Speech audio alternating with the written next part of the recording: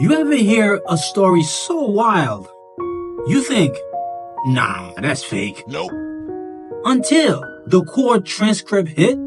This is the story of Sean Diddy Combs, the king of bad boys, the mogul who brought you Biggie, Ciroc, Revolt, and parties so exclusive they made Met Gala look like a high school dance.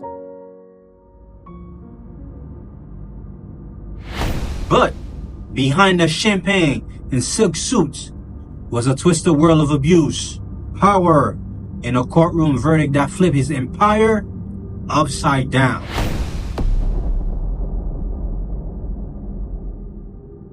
Now, Diddy wasn't just rich. He was untouchable. He danced with J-Lo, made millions while barely aging, turned take that into a generational soundbite. He smiled like a saint, but apparently ruled like a god. Behind closed doors, according to multiple lawsuits and sworn testimonies, Diddy ran an empire built not just on music, but in manipulations, drugs, and coercion. Cassie Ventura, his longtime girlfriend and former artist, said it best. What the world saw was luxury. I live as a prisoner. In late 2023, Cassie dropped a bombshell lawsuit. She wasn't vague. She claimed years of physical abuse, forced encounters with male escorts while Diddy watched. Oh, yes. I mean, drugs, cameras, control, fear. It hit like a punch to the chest. More like a nuts to the chest. You know what? Let's get to the story. Okay. Now, this lawsuit Cassie made was settled quietly. Like, very quietly. Out of court for millions and millions of dollars. Even that wasn't enough.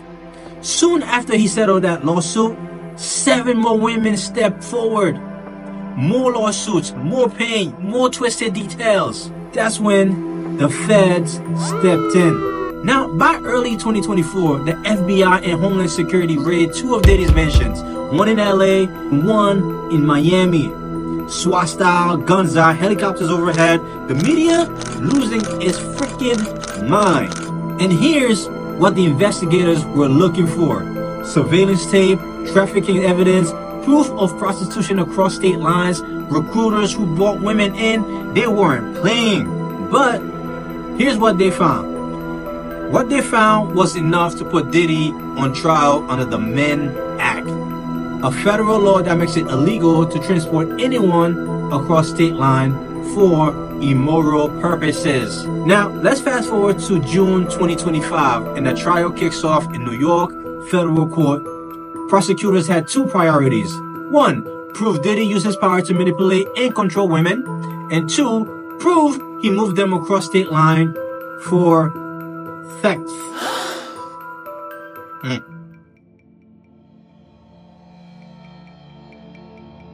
Now, the courtroom turned into a war zone of graphic testimony, surveillance clips, journal entries, Diddy's own leaked texts. Cassie wasn't the only one speaking now.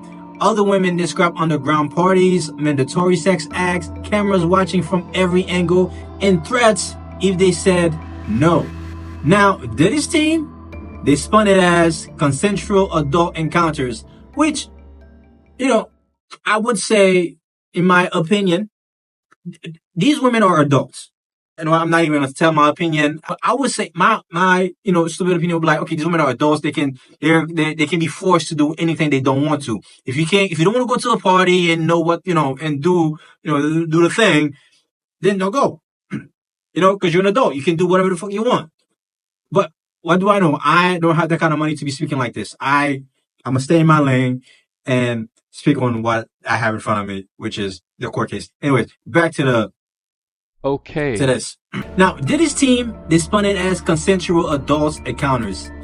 Kinky, but legal. Celebrity lifestyle exaggerated by hurt exes. That's what I was saying. I don't know. Anyways, but the jury wasn't fully buying it. They think these were forced and these were not consensual. Now, in July 2nd, 2025, the verdict comes in.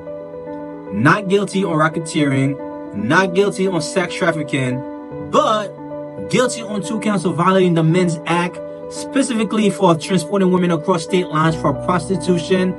He's facing up to 20 years, but prosecutors are asking for 4 to 5 years. The judge denied bail, said Diddy posed a risk not just to individuals, but to the public safety.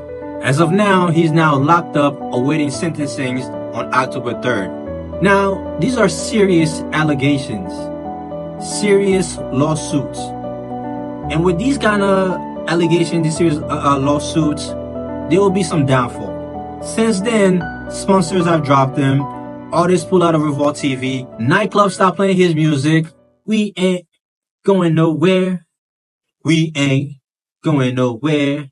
We can't be stopped. Now, it is bad or it's for life. He did get stopped. So he did get stopped. I don't know if it's still bad boys for life, but he's going somewhere. He's going to jail. He's going to jail.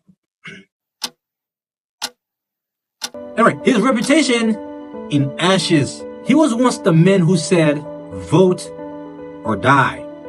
Now, he's just hoping a judge doesn't sentence him to die in federal prison.